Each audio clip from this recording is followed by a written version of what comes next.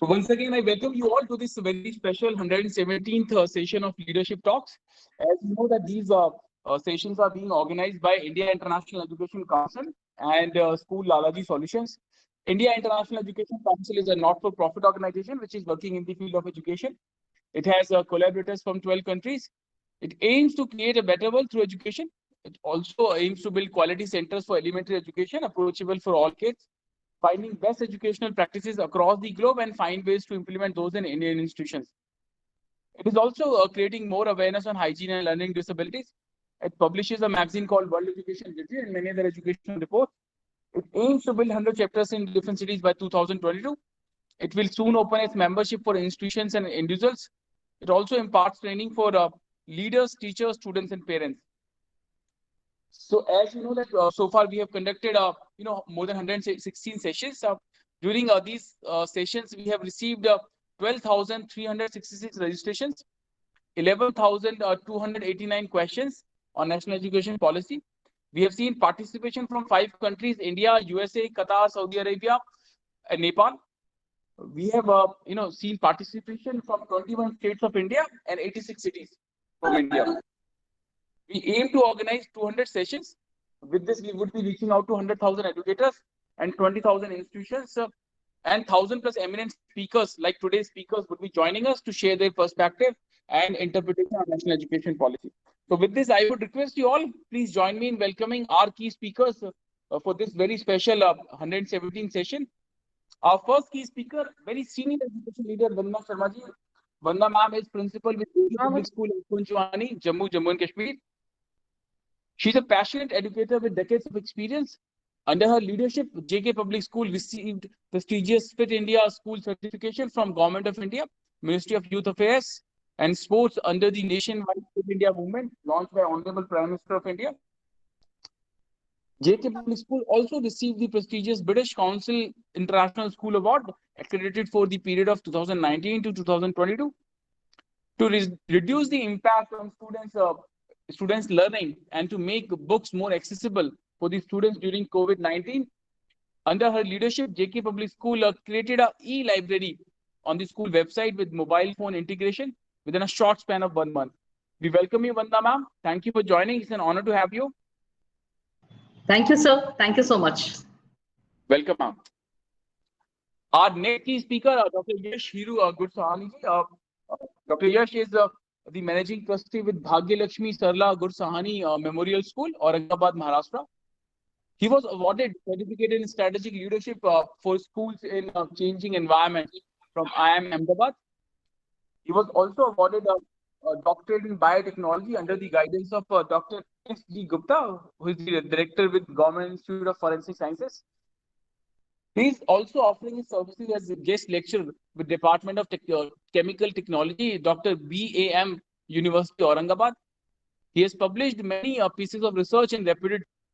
He is also the secretary of Club Lokmat Times from 2019 to 11, Aurangabad. We welcome you, Yash ji. Thank you for joining. It's an honor to have you. Thank you, sir. Thank you so much. Welcome. Our next key speaker, another very senior education leader, Dr. Narendra Sharma ji. Narendra sir is a principal with Shri Shankar Mumukshu Vidyapit, Shahjahanpur, Uttar Pradesh. He's a dedicated education professional with many decades of experience. He has won Sarvodaya Scholarship in 1990 on Gandhian thoughts. He's also the president of Sahodaya Schools Cluster, Shahjahanpur. He has visited Singapore for 6 days for an educational trip. He also won the Paryavaran Dronacharya Award in 2007. He's also serving as a member with CBSE's affiliation committee. He has worked with many prestigious schools like the Renaissance Academy, PM Senior Secondary School, Little Flower Senior Secondary Convent School, Radha Madhav Senior Secondary School, Bareilly. We welcome you, Narendra sir. Thank you for joining. It's an honor to have you. Our next key speaker, Balveer Singh ji. Balveer ji is principal with Maharishi Vidya Mandir, Bhopal. He's a competent and diligent and result-oriented professional offering exposure of a decade in the domain of education. He has his expertise in teaching, CBSE syllabi, with effective teaching, planning and execution, keeping track of speed and quality of lessons. He has done Masters of Education, Master of Philosophy in Maths, Master's degree in Mathematics. He also received a gold medal during his Master's degree. He has attended education conferences and teachers training workshops regularly conducted by CBSE and CBSE's empanel agencies and Maharshi Vidya Mandir group of schools. We welcome you, Balveer sir. Thank you for joining. It's an honor to have you. Thank you, sir. Welcome, sir. Our next key speaker, Kiran Dabral. Kiran ma'am is principal with the Sri Ram Krishna Academy, Dehradun, Uttarakhand. She is an educationist with decades of experience in the field of education. She has been awarded and recognized for her contribution to the field of education many times. We welcome you, Kiran ma'am. Thank you for joining. It's an honor to have you. Thank you, sir. It's a pleasure to meet you all. Welcome, ma'am. Our next key speaker, Mr. Pranay Piyush Oswalji. Pranay ji is founder and managing director of iCube, Pune, Maharashtra. He's also the territory head with the PCMC Pune, Early Childhood Association of India. He's also the general secretary Pune district with the BJP Education Cell. We welcome you, Pranay ji. Thank you for joining. It's an honor to have you. Our next key speaker, Mr. Sunil Dangi. Sunil Dangi is co-founder and CEO of eMango Solutions. Sunil ji is an IIT graduate. He's having a master's degree in mathematics and scientific computing. He's an actuary and also the member with Institute of Actuary, United Kingdom. He's worked with ICICI Prudential, HSBC, Financial Risk Advisor at Ernst & Young, India and United Kingdom. He's an entrepreneur for the last 6 years in telecom, food and education sector. He has been doing research, for career counseling for last 2 years. Based on that research, they have come up with a wonderful product called eMango, which is a digital career counseling platform. We welcome you, Sunil ji. Thank you for joining. It's an honor to have you. And our last speaker for this, very special session, Savio John. Savio is the national head of quality with Torrens Music. Savio is a professional musician, specifically a singer, songwriter, and guitarist. He has been performing since a very young age and has toured multiple cities performing in various venues. He's also a gospel musician and has featured on multiple TV shows. He is working with the Torrens Music and heading quality and delivery excellence in India. Since the past 8 years, he has been working with institutions engaged in vocational education, handling business development, strategy, and implementation. Savio has always been vocal about making music a compulsory subject in schools, as the creativity, discipline, and communication that it demands would help students become better individuals. Savio has authored the vocal curriculum for Torrens and conducts vocal workshops across various schools. We welcome you, Savio. Thank you for joining. It's an honor to have you.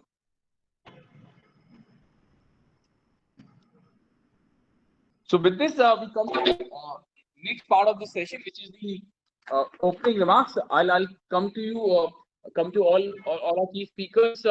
I would request them if we can have their 1 minute opening remarks, and after that, I'll come back to you all for your main talk. So I would request Vandana ma'am, if I may request you, if we can begin with your quick 1 minute opening remark. Vandana ma'am. Yeah. Yes, Rachel Pratap, thank you so much. Founder and CEO, School Allergy Education, Solutions. It's virtual, I can say, on this platform, on virtual platform, to meet such a elite group of educators and professionals, and each of them doing their fantastic jobs in their schools and institutions.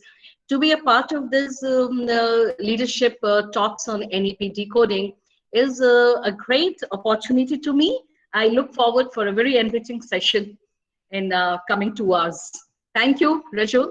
Thank you. Thank you. Thank you, Vandana. We all are very excited to hear your ideas. I'll be coming back to you. Thank you. Thank you. Now I would request Dr. Yash Hiru Gusahani ji. Yash sir, if we can have your quick 1 minute opening remark. Yeah, hi. Good morning, everyone. And firstly, thank you for having me here. Also, it's a blessing to be among such well-qualified and well-to-do people in the field of education, all on this portal over here. So thank you once again. NP has a lot of perspectives, and of course, we all have a different perspective and view to it, and we'll all be sharing our points and learning throughout from each other. So I would just want to say that, yes, it's going to be a happy learning and happy sharing for all of us. Thank you. Absolutely. Absolutely. So we all have the same hope, sir. I'll be coming back to you. Thank you. Now I would request Narendra Sharma ji, Narendra sir, if you can have your quick 1 minute opening remark. You are on mute, sir.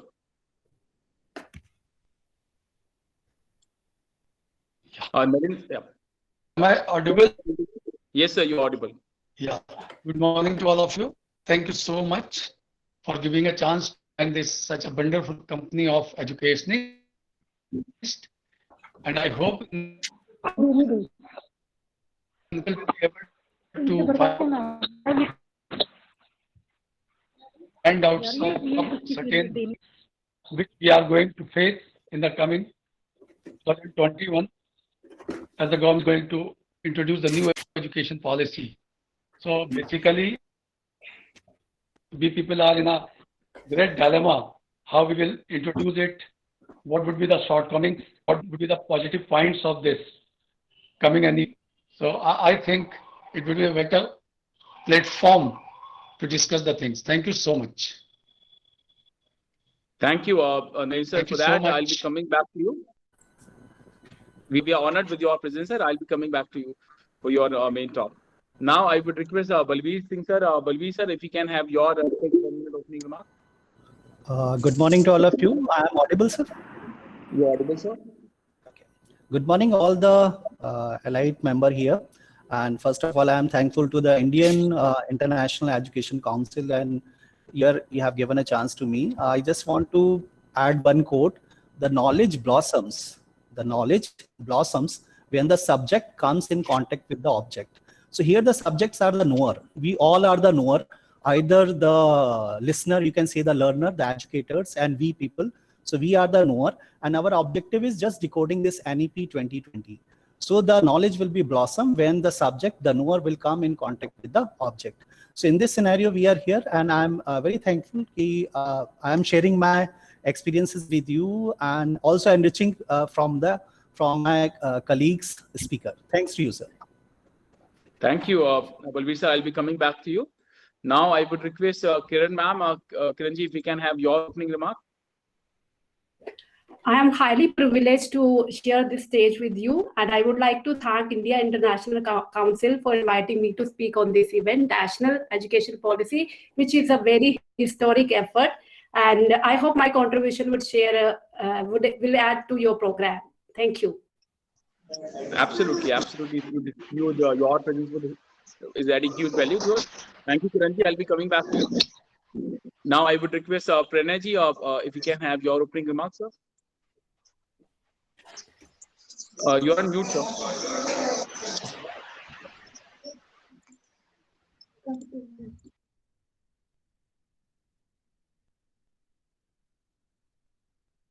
Yes, sir. Pranay, sir.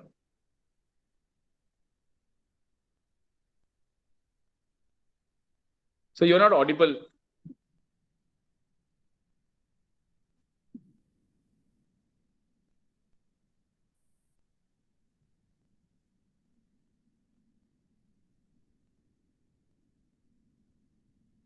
You are not audible, sir. You are not on mute, but I don't know. Yeah. If you can try now, sir. Pranay, sir. Yeah. No. There is some issue with your device, sir, because this has also happened with many other education leaders as well. So there is some. If you can just check your. So I'll come back to you. After the next speaker. I would request Sunil Dangi ji. Sunil ji, if we have your presence, can we have your opening remark?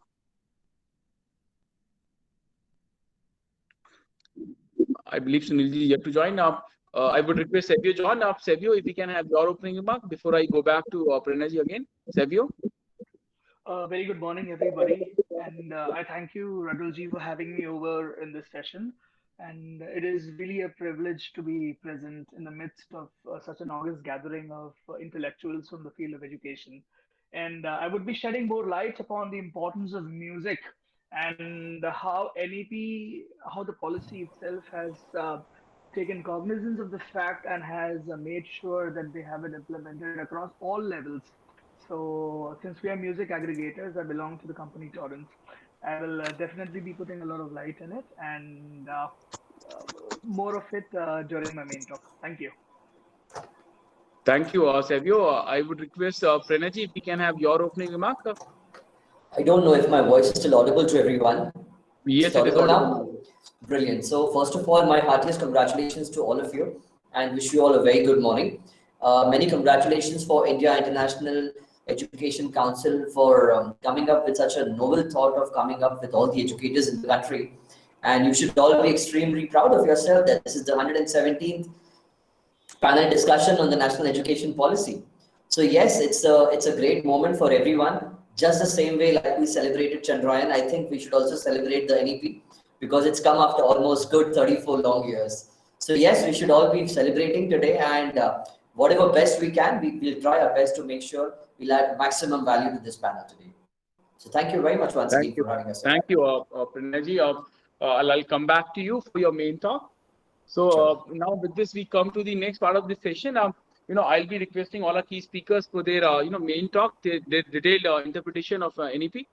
But before I invite our first speaker, I would like to share the learnings which we have had during our last 116 sessions. During our last 116 sessions, almost every participant, every educator who participated shared that this is a wonderful document. This document, National Education Policy, has a potential to place India at that coveted position of Vishwa Gyan Guru. But almost at the same time, almost same number of education leaders share that execution is going to be very, very challenging because of our general mindset to resist change. A lot of educators have also shared that CC was also a beautiful document. It had a potential, but it got failed due to poor execution. So now we need to be very, very careful while executing this national education policy. Many educators, apprehend that the challenge would be for the rural school because schools in urban areas already implementing many of these ideas. Many educators share that finance is going to be a key concern area. Many believe that teachers training and bigger challenge would be the lack of intent among teachers, and many educators say that school, I would say the school management, the lack of intent, towards the training for the teachers. So that is going to be a challenge. So, a lot of people believe that there are various challenges, but this is a wonderful document, and in collaboration, we have to find a roadmap. So this is this effort for the similar, I would say, objective. So now I would request, Vandana ma'am, I would also request all our speakers that while sharing your thoughts, your interpretation, if you can also suggest, if you can also share some ideas, some best practice which you are doing in your school, so that we can all, collect we can learn from each other, and this session would become more impactful and useful for all of us. So time limit for all the speakers in this session would be 8 to 10 minutes. So I would request all our speakers to, consider the time limit so that we can have sufficient time in the end for the questions. Now, with this, I would request Vandana ma'am. Vandana ma'am, over to you. Yeah, thank you, Rachel. Thank you. My hearty greetings once again to Dr. Yash Kursani, Dr. Naren Sharma, Balveer Singh, Kiran Tabral ma'am, Pranay Oswalji, Sunil Dangiji, and Savia John. What a pleasure to hear and see all of you on this virtual platform. So today, as per the decoding of the NEP, I'll not be wasting much of the time. Then I would like to throw some light upon this beautiful document, which speaks about the early years of learning, which we are knowing it by foundation literacy and numeracy program. Now, the policy makers of NEP, according to me, they have very clearly defined the roles as to why it has to become the matter of priority for all the stakeholders of the country, simply because we have seen that, when the children, from the age group of 0 to 4 years, when they come to school, formal schooling, then what is being taught in classes 1, 2, and 3, somehow there is mismatch, somehow there are learning gaps happening. So according to me, the NEP is very clear that by 2025, means in the coming 4 years, all the children in the age group of 0 to 4 years have to have access to this ECCE program. I hope somebody has on the mic kindly muted. So when I talk about this, the challenges are very many, dear educators. Not that, where you are in urban background or a rural background, what is that, how are we preparing our the teachers, are we having enough teachers training sessions, professional training, is CBSE is looking forward to it, and how are we then, we have got some preparedness plan, how we have got to implement. Now, this is a very big challenge according to me, but still I feel that, the early years or the foundational years should not have that much challenge. As we move on to, middle and secondary years may face some. But definitely the development of language, when I talk about literacy, is something, which we commonly see that what the language we speak and the spoken language understood. So the ability to read and write, other than, I can say literacy is something which is embedded in our culture. And what we read, the way we speak, the way we talk is all about literacy we talk about. Now, what is important in early literacy is the child, before coming to preschool, in the early years, as 4 or 3 years of age, when he comes to school, he already has an informal schooling at home, which is by his parents. The teachers are the foster parents in the school. So the child, if it is he or she is exposed to more than one language in family, in his community, घर में अगर वो एक से ज़्यादा languages बोल रहा है, तो literacy early years में एक language से definitely it is shared, at 2 or 3 languages also. And the problem which we are facing in country like India, that we have got a multilingual, diverse classrooms, which is a very challenging option.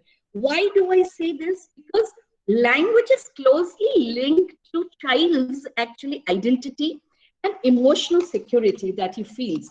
When he comes to school in a multilingual classroom, he finds the children are from different backgrounds, different cultures, and the language which we are speaking in school, in English medium school, preferably, if I say, most of the schools are going on the track of English medium and regional language, though being a part which the new NEP is decoding itself, but it's still, the emphasis of parents is chiefly on that English the child has to learn. But the spoken language in his home is not English. What we are doing in the school is English. We emphasize more in that. Now, here comes the learning gap. But the research has very clearly, have very clearly established the fact that, if the preschool program is conducted in the mother tongue of the child, I think problem of comprehension should go away. So we educators and teachers should be prepared, in our classroom to give the exposure of multiple languages in the classes. So if a child is saying in Hindi, yes, welcome. If my school is in Punjab, if a child speaks in Dogri or Punjabi, yes, I should be open. And one fine day, we should be welcoming children in their own language, they feel welcome. A connect, emotional bonding happens between the teacher and the learners. So this is a very big challenge. And NEP is saying that, yes, mother tongue and the regional language has to be given a due importance. I too feel the same. And chiefly, if I speak, it is something as children, they are not the things to be molded, but are the people who have to be unfolded. So it is we who have got to unfold the talent, and definitely the 3 loves which go together: love for learning, love for learners, and then bringing these 2 learners together. How? So when they come to school, we have to ensure that we are very clear with the objectives. What are those objectives? What I talk about is chiefly those objectives where we have to give them a positive learning environment where a child feels secure and safe, happy. And language, numeracy, everything will take its, it will fall into place, provided the pedagogies, the skills which the child has and what we are planning for them to make comfortable. The joyful experience of the school, where there is nothing to get away. We have to get away with the books. We have to get away with all these curriculum, and then to think in what way I can build upon those innate talents by self-discovery, by experience. And this is where our teachers should be prepared more about. And if I talk, these are the years when we talk about several learning domains which all educators will agree upon, not along with the cognitive domain, the creative and the aesthetic appreciation, those talents, how to get a personal and social emotional bonding with these young kids, sensory and perceptual development, which are so high in the early years, and also to talk about physical and motor development. Not to talk about all these developments so much that everybody or all of us know about it, then to say that, what should be the mode of learning in these early years. I do feel, and my personal experience in school say that we should chiefly go for playway and activity-based learning. And these are free from languages. Why we have got so much hue and cry about language? When the way of teaching becomes so interacting and engaging by playful activities and engaging the learners in those, I can say, those building on process, language should move away.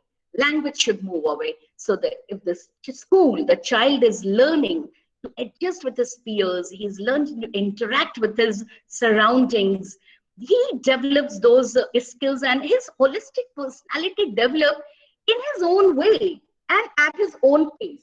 So we should not be very speculative principles that what is the curriculum, what is the pedagogy. No doubt, the pedagogy has to be guided by some defined set of norms.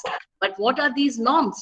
We have to create, we have to make as per the, child's development needs. And I do find this has to be personalized. For each and every child is unique, and we have to value that uniqueness. So playway method, I do find it is chiefly on learning by doing in a stress-free environment where a child gets an opportunity for self-expression. His needs and interests are taken care of. And it is during this time that, we should not bother about learning outcomes, because I do feel that play is also the way where the growth and development of the child is taken care of in a very natural way in school surroundings. And for the support, would I look forward from parents? Yes, definitely. The involvement, that is stimulating environment, it is not only restricted to the school, it has to go to home, from home to school and from school to home. So how we have got to have the school performance of these children mapped with what they are studying, what are they doing at home. So we should have regular interaction with these parents. They should be invited in the school to watch their children, how they're growing, how they're participating. Parents and students interaction should be there on a very regular basis. Nothing is calling one fine day on PTM and showing their progress card. No, I never believed in it. And I really want to experiment all these things in the coming, I think from the session, if we start, God forbid, everything goes well, then from April, I should try to do that. We had been doing, but maybe it was happening once in 2 months or 1 month. Involvement of parents. There are parents who are really wanting to give time to the school, where the mothers are damn educated. They're very educated. Some of them are beautiful. I can say, they are teachers. They are, I can say, they're very good in their art and craft activity. They have beautiful culinary skills.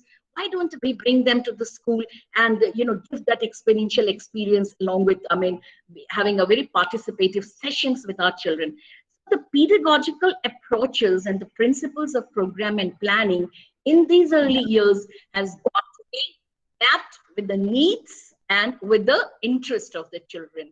And definitely this activity-based learning, what we say as ABL learning, is somewhere with it should go with a proper planning. And this is what I talk about, the preparedness of the teaching, learning material with available resources. If teachers do say me and the management, there is nothing as, limitation of the finance or budget here. I look forward with a minimum and what is something available with us. We should go and explore that. Take the children for a nature walk in the campus itself. There is nothing to take them, arrange a bus and take them to some outside location. This one fine day we can take them. Then I can say the material, those learning materials, teachers can themselves prepare and the educate instructions, how to hold that class, how to make that class activity interesting. So we have to go for that preparedness and that planning which is needed. So that teacher acts as supervisor as well as facilitator, so that all children are able to participate happily. And definitely, last but not the least, question which we should ask to ourselves, what am I doing? What is the purpose? How should I do? With whom, where, how long, and what after? Do I get a result? And if I don't get, how am I going to do this activity again? How am I going to reinforce this basic concept of numeracy? If there are some intellectual children in the class who may do a particular activity in just 5 minutes of time, and the period is of 20 minutes. Now, teachers don't know how to engage these intellectual children, in the class. We should give them quiz. There should be a corner in the classroom. Some additional extra materials are kept, and they can be board games, they can be Lego blocks. So if a child has finished his job, he can go to that corner of the classroom and get engaged in some constructive activity. So that there may be collage making, there may be additional, there are definitely in the younger, say in these early year classes, we have got 2 teachers concept. So the other teacher is taking care of those activities. So there's nothing as you have got to have a clear line between scholastic and post-scholastic area. No way. So if a child is finished as part of the reading and writing, he should engage in some constructive activities. And this is what a very important challenge for teachers, that they say, we run short of material and the children are just running in the room. Why not a proper use of these talent, in the early years? They are bubbling, they have a lot of inertia, but unfortunately, we are not able to tap that. So this preparedness, my main focus is the teacher's preparedness is very important. And then this ABL method, if practiced in school, let me tell you, dear educators, this is the Joyful Learning curriculum, which recently board has drafted at 200 odd pages, a book on joyful learning. And it begins from the early years, and this fosters a very emotional development and enhances the teacher bonding between these with our young and cute learners who come to the school. So thank you, Rajul. Thank you so much for giving me an opportunity to speak. I look forward for others to speak on that. And there is so much to speak, Rajul, that we have a time limitation, and definitely I would like to hear on the different topics which each one of the panelists will be speaking. Thank you once again. Absolutely. Thank you, Vandana ma'am, for your such passionate and powerful thoughts. You lauded NEP and you said it's a thoughtful idea, thoughtful document. Many other educators have also shared the same vision. You also talked about the presence of multilingual, diverse background, inside our classrooms would be a challenge. So, would create challenge for that language part. But you also agreed, and many other experts have also shared that a student up to till their first 8th year of life, they can learn very comfortably 5 languages. So you also talked about that. Every child is unique, and we need to celebrate that uniqueness. We need to create an environment which celebrates that uniqueness. And this NEP certainly offers a lot of ways to do that. You also talk about that we need more proactive communication to ensure the participation from parents, and that is very much needed. Many other educators have also shared similar views that we need to have more proactive participation for parents. So communication with parents is the key, as per your perspective, and we all agree with you, ma'am. You also talked about that we need more efficient planning for a more smooth activity-based learning at part. You also talked about that we need to create an environment where teachers become more empowered, and we need more teachers preparedness, for the execution. So thank you, Vandana ma'am, for these very strong and powerful thoughts. I'll be coming back to you with questions. Thank you. Thank you. Thank you. Now, with this, I would request Dr. Yash Hiru Gursahani ji. Yes, sir, over to you. Good morning once again. And it was lovely hearing Vandana ma'am on her points that she's really put across very beautifully about, multilingualism in the lower classes. My opinion over here in specific is that, a child learns very well, or maybe what the government's perspective about mother tongue being used here is to help the child understand the concept.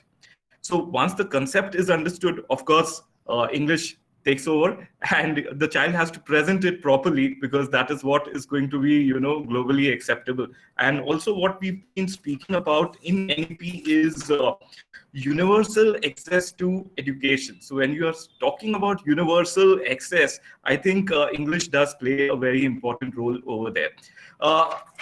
Ma'am has already put across a lot of points that an educator would feel, and my points are a little similar, though I have tried to put across a small PowerPoint explaining or putting across my understanding on NEP. If I'm allowed to present, may I, Ruju? Yes, sir, you can present within the time limit, please. Yeah. Thank you.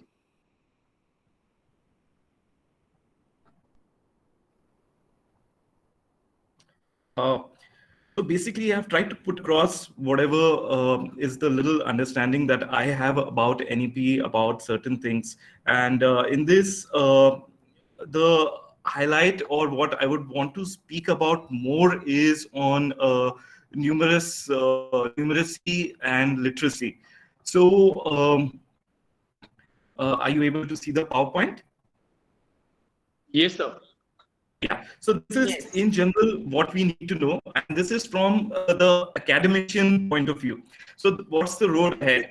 So we basically have this new pedagogical and curricular structure where fundamental highlight has been given to the first, few years of learning, starting from nursery right up to second standard, and then the further stages which we all are aware of. So where is the focus? The focus throughout the academical aspect is analytical power, critical thinking, decision making, creativity, and conceptual clarity. I think what government is trying to bring in is all these things. With the recent pandemic that we are all facing through or going through, we've seen that there have been diversifications and multilatitudinal changes in various things. And if suppose if a child is prepared on these aspects, then a child can really take over anything and come up very successful in his or her life. The next important thing which I want the schools to know and everyone to know, that school governance is set to change. That is, public and private schools will be assessed and accredited on common minimum criteria by school quality assessment and accreditation framework, which is developed by both state and NCERT together. What is going to be assessed in this? Assessed in this is PARAK, that is performance, assessment, review and analysis of knowledge for holistic development.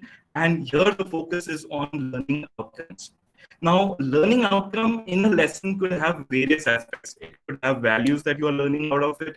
It could have, reading skills, listening skills, a lot of other parameters. Basically, the Bloom's taxonomy is supposed to be taking care into your learning outcomes, where a child needs to be exposed to acquiring knowledge, collaborating with other students, discussions, practice on certain things, and producing whatever this child has learned. Class 10 to examinations to be made easier.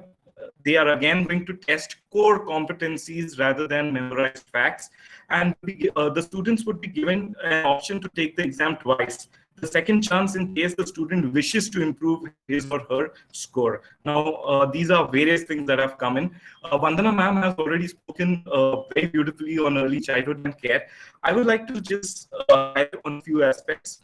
The first 5 years of life give children a head start on skill development, wherein your cognitive skills, social skills, language skills, emotional skills, and better learning of concepts comes over here. So suppose if these skills have been achieved properly, imagine how beautifully the child is ready for the future school. So the school readiness is also taken care on, and of course the future education success falls in.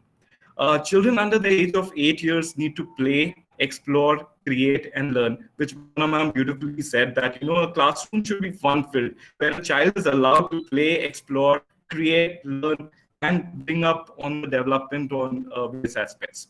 Emphasis on foundation of literacy and numeracy. Reading and basic arithmetic are fundamental building blocks of learning. According to the annual status of educational report, that is PACER 2018, it stated that about half of the enrolled students of Standard 5 could not read a simple story or solve a digit subtraction sum. Now, this is where the government is trying to work upon and bring about basic reading and basic arithmetic. Imagine if a child can read well and do basic arithmetic, that is addition, subtraction, multiplication, and division. This child is set to sail throughout. So if basics are focused on, things can be worked out. This is a small pedagogical approach which Acer had suggested and which we tried working up into our school. What we did was we ran across a sample, or we created samples of this kind for every level. Say for first standard, how much should a child be able to read? Then second, then third, then fourth, right up to grade 10. And this is how the approach was, where you have a child needs to try reading the letters, then read words, then read a para, and then read the story. And now once you run this kind of an exercise, what you have to do is you have to accumulate the result and list down, or put the students in the basis of whether they are beginners, whether they are able to read words, whether they are on the para ability or on the story ability. And accordingly, the students need to be worked upon. As to how to help them come up, we have to group students according to their learning level, teach them using material and method at that particular level. Of course, extra effort and encouragement goes in, and that is where we as schools come in. Like Vandana ma'am also rightly said, was to train the teachers. Yes, we have to teach the teachers or train the teachers for better pedagogy. And if teachers are trained to acquire new knowledge and skills, teachers apply these new knowledge and skills. I'm sorry, it should have been skills, treat skills. Teaching is improved and positive changes are seen in the student learning. The best part is that the teachers are motivated. Their attitude and belief towards bringing up children changes, and we see wonderful results.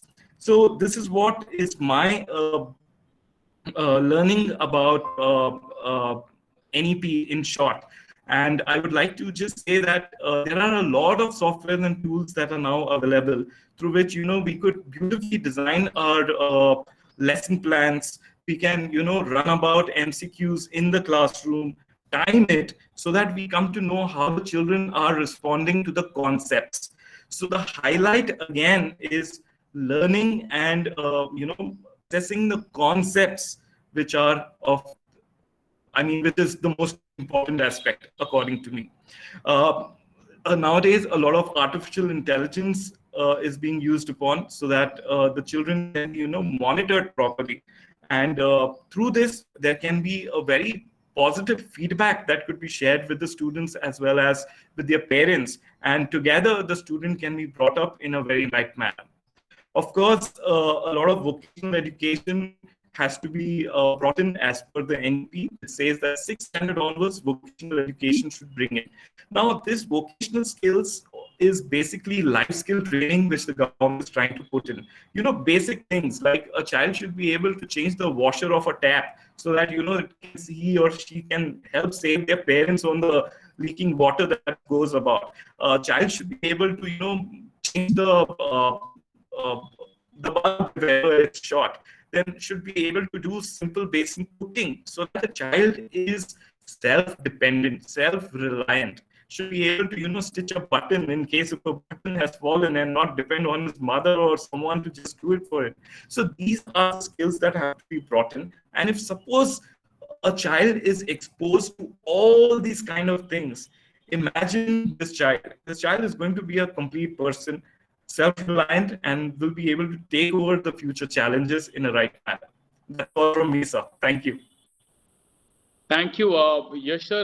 For I would say you shared a practical way to execute this national education policy. You also shared, wonderful, the points from national education policy, the key highlights of national education policy. You talked about the key skills, which we call 21st age or the modern day skills, be it analytical, critical, decision making, creativity, and concept clarity. And NEP in a way, in multiple ways, promote that. You also talk about Parak and its importance.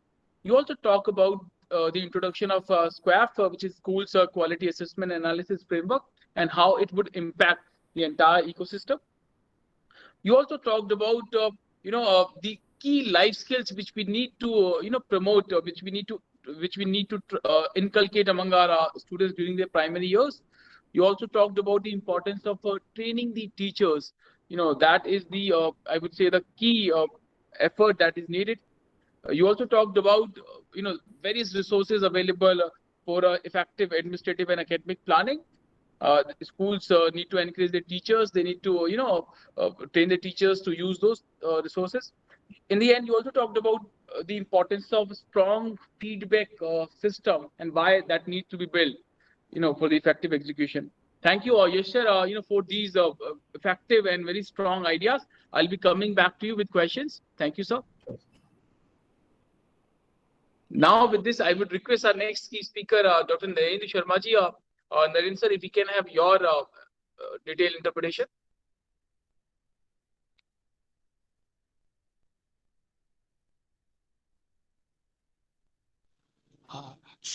Very You are on mute, sir. all of you. Hello. Yes, Hello. sir, audible. Yeah. Very good morning to all of you.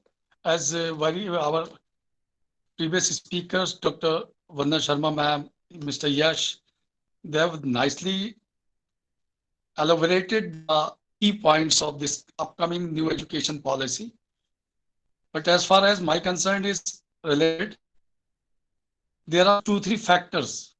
First of all, they are interested to educate the children at the early childhood in the mother tongue. So this is the best way if we want to educate the children. Their mother tongue is very necessary because the child is not only listening those words, but the feel is also attached with the words. When the words are spoken, the force of feel is also there. But one concern is there, if the children will be educated in the mother tongue only, then the secondary language, Hindi or English, as we in India, Hindi and English, these both languages are must. So my point is there, it should not be mandatory. It should be supportive also. The secondary language like English or Hindi, not mandatory, but it has to be promoted. So children will be in the touch of these two languages, and in future also, whenever they will get educated, it will be nice for them to express their thoughts or views. Second point, that is, they are going to give the chance to the students to select the stream at 9th standard. So my point is there, it's very good. We are giving much liberty to the students to select their stream. But previously, we people were doing that by seeing the score of pre-board exams or their test or some percentage criteria in their board results. Accordingly, we people were offering the subjects at 11th standard. But now that practicing we people are going to do at 9th standard only. So I think students are not so much capable to take their right decision in the selection of subjects. So my concern is there, if something we teachers can do, or the principal at our level, by checking the abilities of the students and offering them that these subjects will be suitable for you, by seeing their interest, by seeing their asking of the questions during the session or the class. Many more parameters are there, not only the pen paper test. So that can also be done. Next, which is too much I am concerned, that is vocational education. As we go for the vocational education, it means we are going to prepare the students just to go in the society and do something work that is related to your hands. You can say whatever you have learned in the laboratories of the school. People, what we were doing, we were having mostly the labs of chemistry, physics, bio, or maybe biotech, or 2-3 more major subjects, or computer science, etc. Now they are just encouraging the educationists or the institutions to teach the students vocationally also. So in the vocational education, they are giving the carpentry, the work of blacksmith or automobile, all these things. So basically what happens when the parents are sending their wards to the school to learn, and their people are basically interested in white collar job only. So when the child will go back with the hands, like they are smeared their hands or the clothes with oil or some black spots, or you can say other things also. So then I don't think the parents will be getting very happy. So we have to work too much on these things, because this problem we will face in public schools, where we are having a very neat and clean uniform system also. But overall, whatever they are going to introduce in the coming year, that is very nicely designed if it is implemented with good spirit, with practical approach, with the consent of all the educators, with the confirmation of parents, then the results we will be getting very fabulous. One example I wish to quote, that 6-7 years back, we were experiencing the policy in which the government giving the exam system of scheme 2 or scheme 1, and mentoring and monitoring system, and continuous evaluation CC pattern. We have implemented, but not with perfect spirit. That system was also not bad, because at every step we were checking the students, we were evaluating the students, and accordingly we were giving them promotion, or we are awarding them marks or grades and all. But ultimately, that policy, you see the scenario of today. In the same way, when the new things comes after a long gap, it takes much time to adjust, digest, and implement. So my point is there, after getting this new education policy, new system, new pattern, new way of educating the children, our spirit should be very nice. Our preparation must be very good. Then only it will be a success. Because at higher level also, we people are concerned with the senior secondary school education. So higher level is not concerned with this, but a little bit I want to connect it, because the point of subject selection means students can have a physics as well as economics, or Hindi, or maybe physical education, or biotechnology. There is no stream division, science, commerce, humanities, or others. They can have music also, they can have some other subjects, their languages also. So liberties increases, responsibilities also increases. It a challenge for schools also, just to hire that type of teachers. Previously, what we were doing, students were sitting in a room, and the different teachers are coming, teaching, and going back. Now, I think when the streams will be no more in exams, only subjects will be there, the teachers will be in the class, and students will be going to that class. We are going to face, but it will be launched in a true spirit. It will be a grand success. Thank you so much. Thank you, Naren sir, for sharing your perspective. You shared, the challenges you believe are going to, and we need to overcome those challenges. You talked about, the impact of flexibility of choosing subjects. That is going to be very impactful. Yes, absolutely. We all agree with that it would also create some amount of confusion at the higher education level. We have also spoken with many higher education experts. So they believe, for the initial some period, there would be some kind of thing, but eventually all would fall in the right system. We also have an expert today, Nitin Nagpalji, who is going to, share more light on that part. You also talked about the importance and the impact, that would be brought in by the vocational education. The importance. This NEP has given a huge emphasis upon the vocational skills, and many educators like you also believe that this has a potential to change that I would say gray picture of Indian graduates, that when McKinsey says that 82% graduates are not employable. So this emphasis upon vocational education would bring certainly that positive change.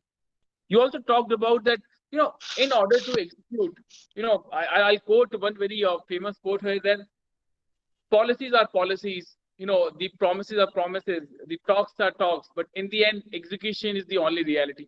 And you shared a formula that, to register that we generally have an approach to resist change, and that needs to be changed. We need to embrace this policy. This is a wonderful document, and we all need to embrace this policy. So thank you, Naren Sharma ji. I'll be coming back to you with questions. Thank you. Thanks a lot. Thanks. Thank you, sir. Now I would request Balveer Singh sir. Balveer sir, if we can have your ideas. I am visible and audible, sir? Yes, sir. As I discussed in the beginning, that knowledge blossom when the subject comes in contact with the object. So many things is to be shared, already shared by my previous speaker and the learned colleagues. Here are Vandana ma'am, yes sir, and Naren sir. Few things I just want to tell you that, hello. Bilal. You're audible, sir. Okay. Here I thought, because everything is given on NEP 2020, I'm sharing my experience because in this field from the last 20-25 years, I used to conduct the workshop here with in MVM group, and also visited the other areas involved in so many things. So I thought to share with you and my opinion in this. Here the basic object is, I will also cover the key principle of NEP. So if I start in 1968, it is implemented in this form, and then later on 86, by 86, and then 1992, there is a huge reform added, that the Right of Children to Free and Compulsory Education Act 2009, and this is towards the universal elementary education. And now in 29 July 2020, the NEP is here. When the CC implemented in the month of September 2009, I was in Noida, so I've attended the workshop. So I'm just quoted the point that regarding the flexibility and the changes. So I appreciate all the fraternity of this field. They are very good, and they are ready to adjustable. So that's why this change is very, very important. Here are a few things which I am sharing it here.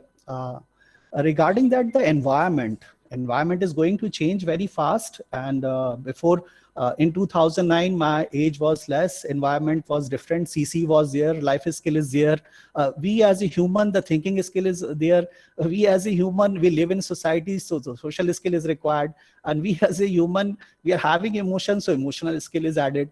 And these are incorporated from the UNESCO and adopted only the 10 skills divided in thinking skills and social skills and emotional skills.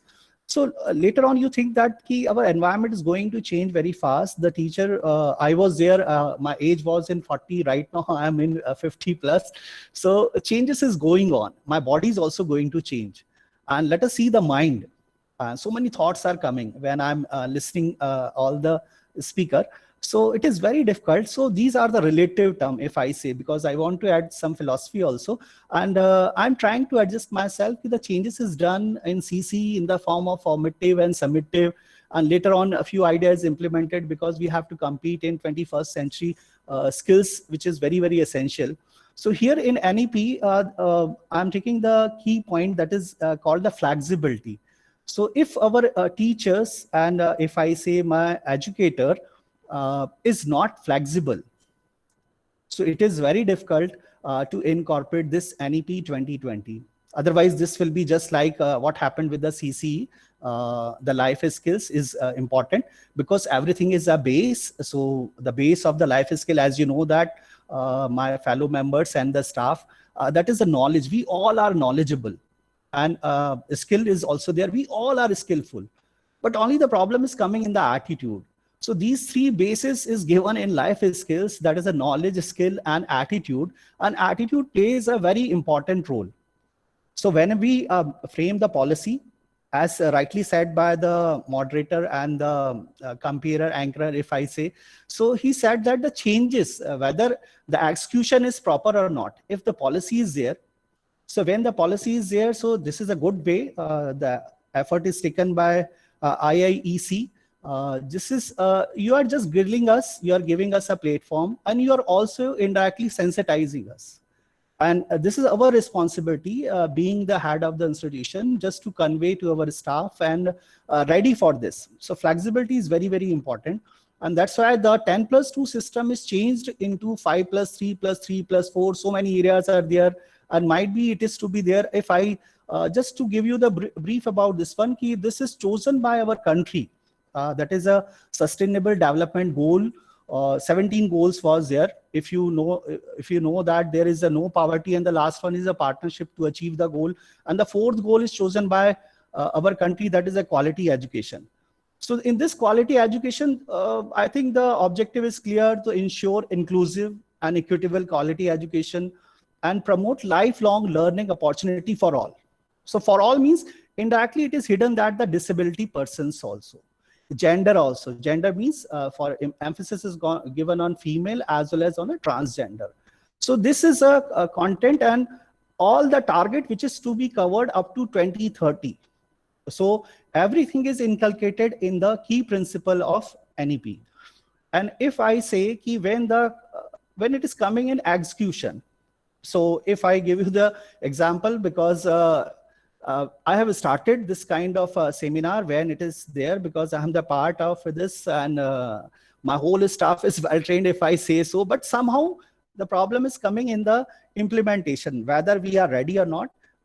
If I say from the educator point of view, the length of service, if the length of service is less, so we are not ready to change, as rightly said by the ma'am, regarding the language and the numeracy. If I say the language and the numeracy is a backbone of the education, whatever we receive, accordingly we produce. So in a language, receptivity is very, very essential. So first the child is listened, which kind of listening atmosphere is created by the school. And similarly, the receptivity, one more, is reading. If these two skills are developed in a school, in a formal way, at home, guide to the parents, and in a providing different kind of suggestions, and also inquire this, so receptivity will be strengthened. And accordingly, you can see the productivity will be there. And first of all, whether we are ready or not, our educators are ready, they are having a good mindset, whether they are having the strategy, if not, and if our educator is knowledgeable, skillful, so which kind of attitude, how many days they are coming, if I say indirectly that, and whether you cover the syllabus only just for satisfaction. So this NEP will never fulfill the task which is to be covered up to 2030. So here it is if I say the first one, which is very important, and nowadays we are facing it, it is written that focus on regular formative assessment for learning. So the focus is given on formative assessment. Why the focus is given? They have written that rather than the summative assessment that encourage today's coaching culture. So that's why they are focusing, they are reducing the content, the less content, and the focus is given on a different kind of learning style, which include the skills either in the creative, analytical, and also the problem solving, and multidisciplinary also. In this scenario, the pedagogy is also required. Earlier, only the project is assigned in CC pattern. So one stake is created in the outermost, I don't want to mention it here, but now they have changed the terminology, that is inquiry based, research based. So how we are implementing this kind of pedagogy? So first of all, mentally we have to ready. And when the bonding is there, as I told you in my code, that the object, whether we are focusing only on the object or whether we have to work on the knower. Knower means the students. So the priority is the students. So which in 6 hours, how we correlate is the every second of the child is very important in connection with the academic area, in connection with the non-academic area. I think you know it, due to one non-academic problem, the activity is not conducted. Either the unavailability of the light or not prepared, teacher is absent. So you can see the change, the 6 hours, how we are utilizing, how the curriculum is framed by the school, and how it is executed by the educator. So this challenges in front of being ahead with me, and also for the educators, whether they have trained themselves for this and mentally they are ready. If they are not, if I say the computer savvy, so which kind of skills is required or training is required in-house for our staff? If we can look on this matter, so the execution of NEP will be more fruitful way. As rightly said by the previous speaker regarding this,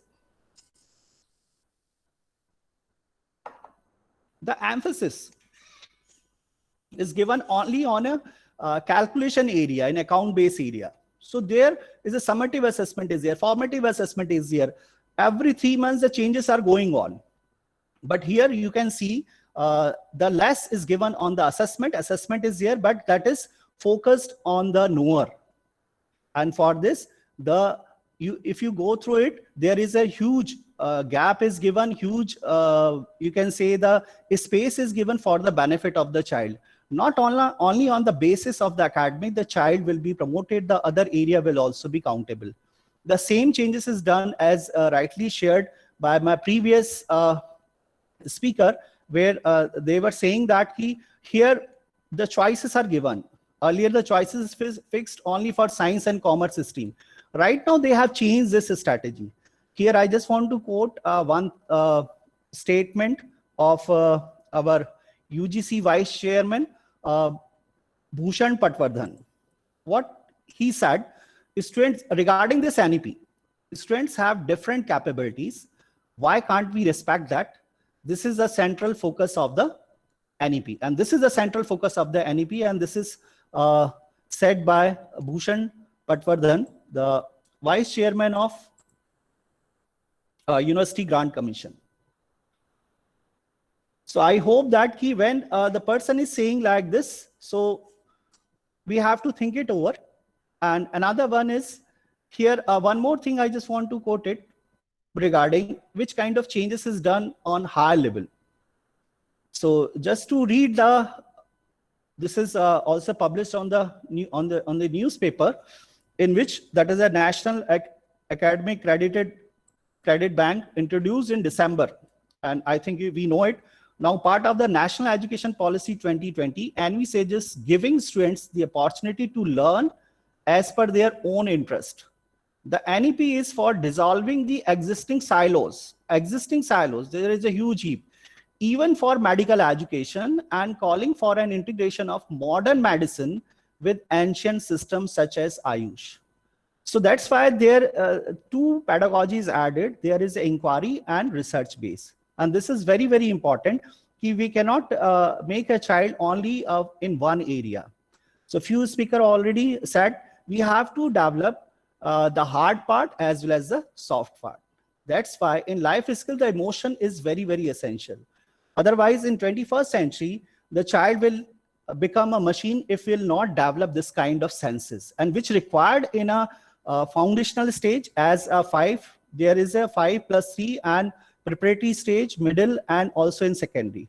So if we develop this kind of attitude among the teachers and this kind of sense of belongingness, this kind of emotions among the students, so we can see the change after 2025. So I hope that few things I have shared with you, which is my own experience as per my study in this NEP.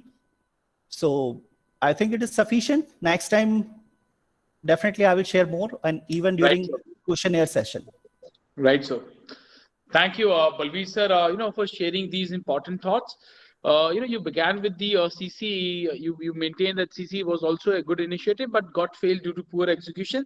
So we need to be more cautious when we have the opportunity this time. in terms of NEP. You talked about the flexibility, that why we need to adopt that flexibility as an educator, and that's the most important skill which you need to inculcate for educators. You talked about how NEP will help us in achieving, those SDGs. You also talked about that, we as an educator, we need to change our closed perspective, and we need to open that. We need to, accept more flexibility. You also talked about that NEP offers huge space to children, while doing their assessment, and it is giving a number of choices to them. You also, shared your agreement with Vandana ma'am that, by quoting that UGC, chairperson's quote, that students' different capabilities need to be respected.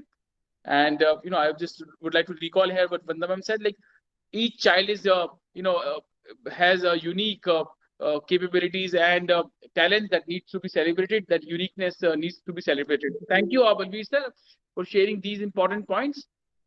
I'll be coming back to you with questions. Now, with this, I would request Kiran Dabral ma'am. Kiran ma'am, I would request if you can have your ideas. And before I invite Kiran ma'am, I would like to present. I would like to formally recognize the presence of Homi Estevens ma'am. Homi ji is joining, former principal with the Salwan Public School, Delhi, and she has joined us from United States of America. And we've also been joined by Amita Mittal ma'am. Amita ma'am is the director with the Wisdom Valley School, Ludhiana. Welcome, Amita ji and Homi ma'am.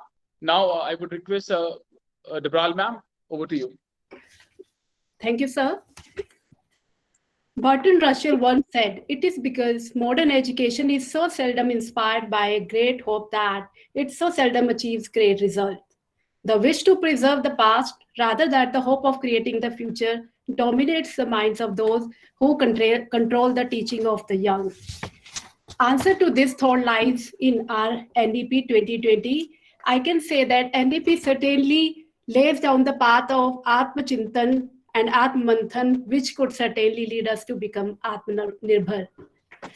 NEP aims to reform our existing Indian education system, and one of the reforms suggested in New Education Policy 2020 is the formation of NETF, which means National Education Technology Forum, as it advocates the more use of technology in education. Education technology means digital, blending, virtual and 3D technology, and of course the e-learning. So why to use technology in education? Here I would like to state simple and lesser known fact that more people around the world have more access to cell phone than have access to clean drinking water. Think about what that means. From where are these subscriptions coming from? They are coming from Europe or developed countries? No, in fact, if you take a look at the developing world, as you can see the presentation, the orange highlighted areas shows the availability of mobile subscription in developing countries of the world. What we see, at every 100 people, there are 11 landlines, 89 mobile phone subscriptions, 20 smartphone subscriptions. Every country, no matter where you look at, no matter how small, no matter how developing, showing rapid expansion in mobile technology. What this means in terms of access to education, think about. And here I would like to share a video which garnered a couple of million views in the web, where, as you can see, please have a look at the video. As you can see, a 5 years old is using a tablet iPad. You can see that how efficiently he is navigating the gadget. It's quite surprising, right? To me, this profound thing that has happened in the last 100 years ago. And I would call this child a digital native. And so are our students, because they are born in the culture where they understand interactive multimedia. We are, on the other hand, educators and teachers are digital immigrant. Why? Because these digital natives, they are adapt to technology based on interactive media, and psychological research also show that these digital natives work differently. So we have to adapt ourselves to this need. They are not, because they are not used to the passive mode of delivery.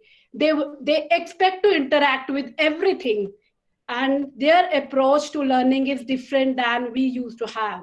So why say no to instructional technology and in our classroom? Because I would say it's a matter of accessibility. As you know, what are students doing other than 18 hours in a day, other than the school? I think chances are they are using the multimedia, or they are busy in gadget. So when my students are using multimedia or interactive technology to learn something new, to find answers and to communicate with each other, then why can't we use this technology in our education? We should take advantage of that because technology is in education aims for personalized learning, because as educators have said, every individual is able to learn at his pace, at anywhere, anytime, with any gadget. It creates more engaged and active participation in classroom. Another reason to say yes to educational technology, it represents significant pedagogical improvement, as it allows us to teach in a way that we could not do before. For example, take in biology class, where living means movement. It is one of the main characteristics of living thing. But we cannot teach the function of heart through the old traditional method of teaching, like chalkboard and printing textbook, where everything is static. You can have view. How we can teach them with these three-dimensional video, the concept of heart. Next reason to say yes to educational technology, it makes learning fun. Just to demonstrate how education makes learning fun, for example, in the class of chemistry can be a boring epitome of for some school student, but with the click of button, we can have interactive three-dimensional representation of what sodium chloride looks like.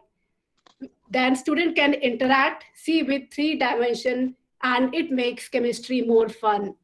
So as one of our aim of national education policy is to prepare students for future.